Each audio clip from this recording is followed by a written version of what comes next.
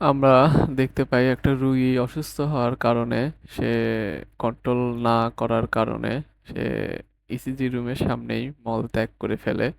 তো মলত্যাগের যে দায়িত্ব আছে আমাদের পরিষ্কার পরিচ্ছন্ন কর্মী বা ক্লিনার, সে না থাকার কারণে একটু দেরি হয় আপনার এইগুলো ঠিক করার।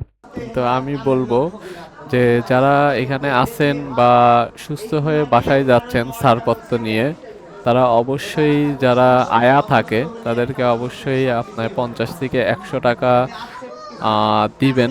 কারণ 50 থেকে 100 টাকা যেটা দেন সেটা দিয়ে তাদের সংসার চলে। তারা সরকারি হাসপাতাল থেকে কোনো বেতন পায় না এবং সরকারি হাসপাতালের এতটা বাজেটও নাই। ধন্যবাদ। তারপরে কিছুক্ষণের মধ্যেই ক্লিনার এসে সবকিছু ঠিক করে দেয়।